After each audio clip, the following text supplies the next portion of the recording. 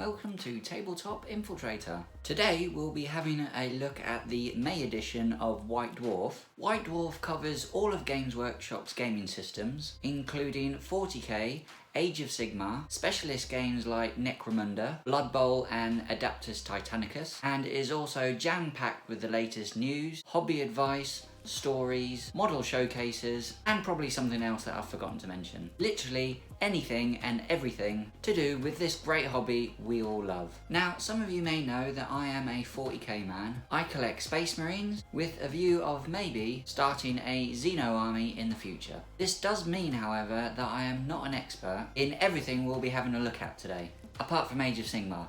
Not a clue. But with that said, let's dive in and have a look.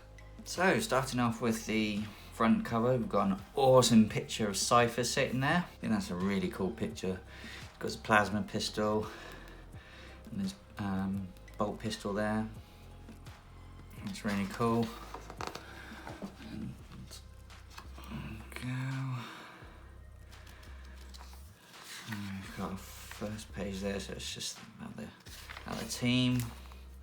And we've got the contents page. So we've got some loyalists and some chaos marines, or some chaos marines and some loyalists, whichever viewpoint you have. Some brilliant looking artwork and some AOS stuff, and then just the contents. So Tale of Four Warlords, some Index Hereticus. So that most of the 40k section of the magazine is to do with the Fallen, and then we've got Age of Sigmar, Cursed City, Middle Earth and Black Library.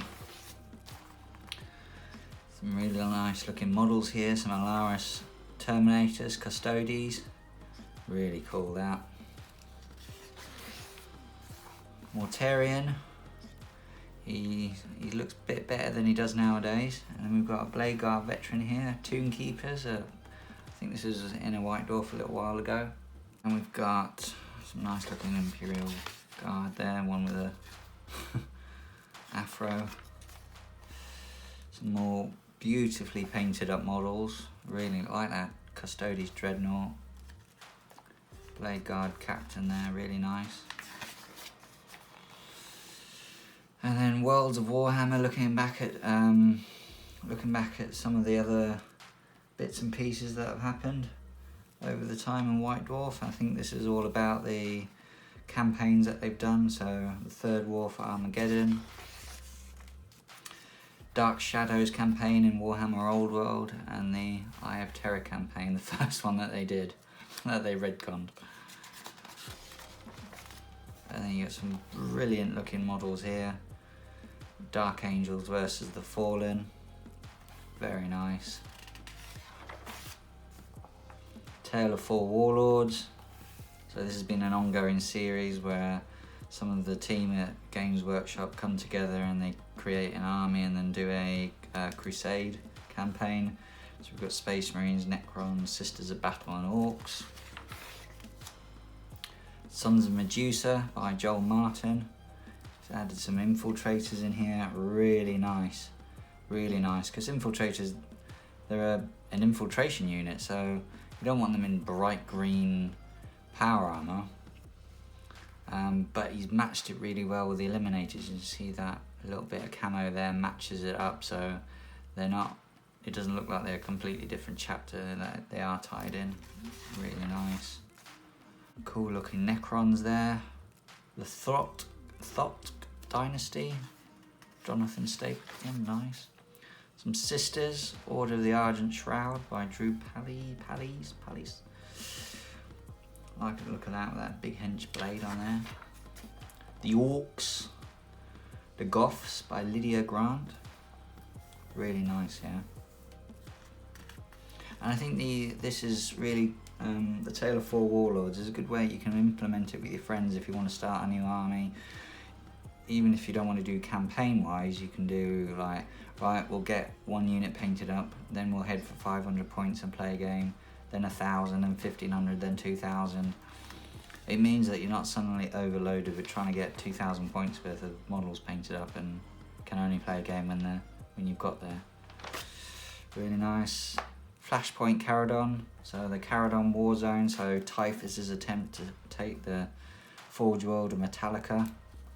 Really enjoyed this series. If I'm ever got like hobby burnout, I'll just read through this, what's going on. It gets me back going again. Descriptions of what's happening in the sectors and systems and the small little stories that they've got going on there. Nice artwork there with some Scutari and a Warhound Titan, Poxwalkers, and then they've got a short story to go along with that. This will make for some interesting reading. So if you like the fluff and stuff like that, definitely pick up the issue. It's got loads of it and a lot of reading. You're definitely getting your money's worth. And I like the Metallica scheme, that greyish, whitish colour, really nice. And then you've got some scenarios for playing the game at Caradon.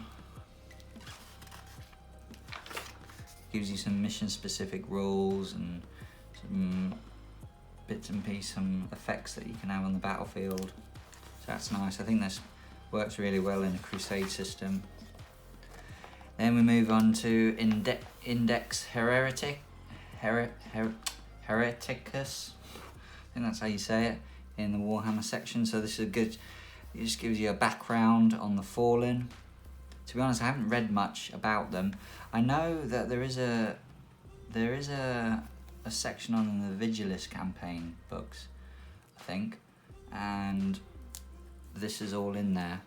So I don't know if they've changed it or not, but I haven't read any of it. So let me know if they have. But yeah, it's just giving you a background of what's happened to them, how they've operated over the centuries and millennia.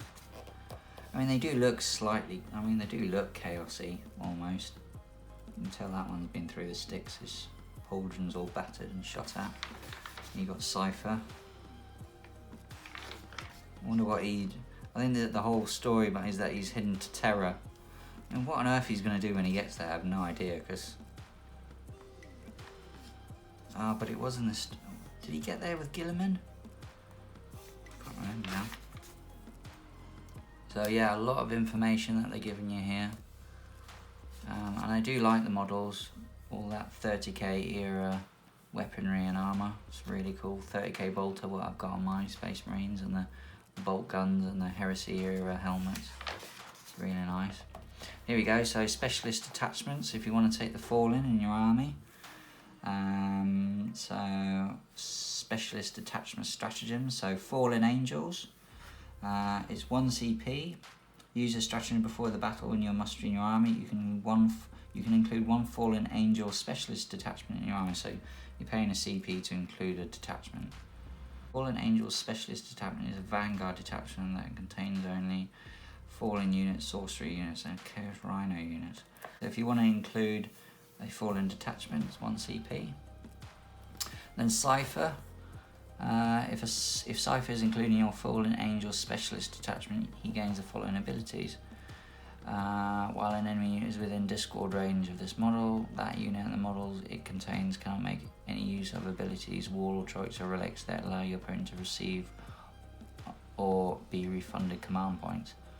Oh, that's rubbish.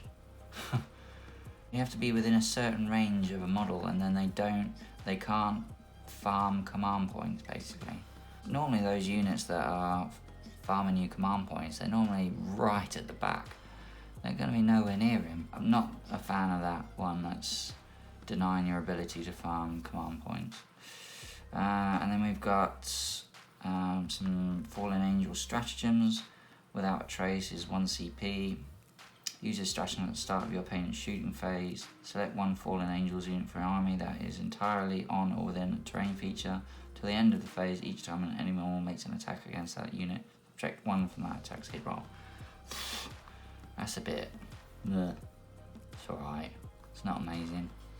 And then Ancient Enmity, 1 CP. Use a stratagem in the fight phase when a Fallen Angels unit from your army is selected to fight. Until the end of that fight phase, each time a model in that unit makes an attack against a Dark Angels unit, you can re-roll the wound. So, yeah, you can re-roll wound, brilliant, but only against Dark Angels. There's like 27 other factions out there, and you can only use it against the Dark Angels. Ugh. Okay, not great. And then relics. If your army includes fallen angels specialist attachment, you can, when mustering your army, give the following relic to a fallen angels model from your army instead of one of the following from another source. So a Caliban steel blade, model equipped with this. Model equipped with a force sword only. Okay, force sword. So it's for the librarian or sorcerer, whatever that is. This relic replaces a force sword and has the following profile. Close combat weapon, strength of the user, -3 and D3 damage. Meh. It's a D3. Great. Each time an attack is made with this weapon, on a wound or roll of 6+, that attack has a damage characteristic of a D6. Oh, okay. So, but you gotta get 6. But damage characteristic of a D6. Meh. Don't know how I feel about that. I mean, I have no idea about Chaos, about the Chaos Codex or the rules that came out for it, but all of this just seems very meh. So, oh, poor Fallen, basically. Gallery of the Fallen. So just telling you how to put all the different parts together on them. Basically a kit bash. This is really nice. This is really nice. So Interrogator Chaplain, he's not one of the Fallen himself. So this Chaplain hunts the Fallen down, trying to fight, and then when he gets hold of one of them, he tries to interrogate him. But this is quite cool. You got Cypher, the Scourge of Worlds, he's a Fallen commander. And then the Cataphracti Terminators, these look really nice. Venerable Dreadnought. The Ashen Lion, this conversion. And then a Heresy Era Rhino. I mean, they're really nice models. The rules are absolutely pants. They're rubbish, but the models look great. I really like them. Then we've got some more. Eddie Eccles. Eddie Eccles. Oh, that's cool. So the guy from who does all the online previews. This is his Fallen army. That's a brilliant looking dreadnought. Huh. Shame he can barely play them though. He probably wouldn't play them though. The rules are so rubbish. But yeah, that's great. And then you've got your painting guides for the Fallen. So you've got Battle Ready, and then you've got Parade Ready. Different colours you can get to. Get another guide. Golden Demon Winners Challenge. So we've got a nice sisters one here. 2 Battle Sisters. And you've got a Zephyrin coming up against some Khorne Berserker or something. That's nice. Oh, this is cool. Didn't know this was in here. So you've got the Stratagem Cards, and they're actually on cards, so you can cut them out. That's nice. And you've got Emperor Spears, Exorcists. So basically all the chapters and rules and factions that White Dwarf have featured in White Dwarf. These are the stratagems for them. That's really cool. So you can cut them out and add them to your decks instead of having to look through the magazine. So I like that. And then they match up on that. So that's nice. Also some more sisters. Don't know what that is. It's a cool looking one. Some more sisters. These are some really beautiful painted models. And it's this sort of thing that gives you inspiration to try and... I mean, I know I'm never going to be able to paint to this quality. With that Repentia charging in there, he's in trouble. Okay, so moving on to Warhammer Age of Sigmar. This is where I know absolutely nothing, okay? So forgive me for my ignorance. Whenever I look at these, I just think Old World, High Elves, Undead. Sorry, Games Workshop. But I've got to give them their credit though.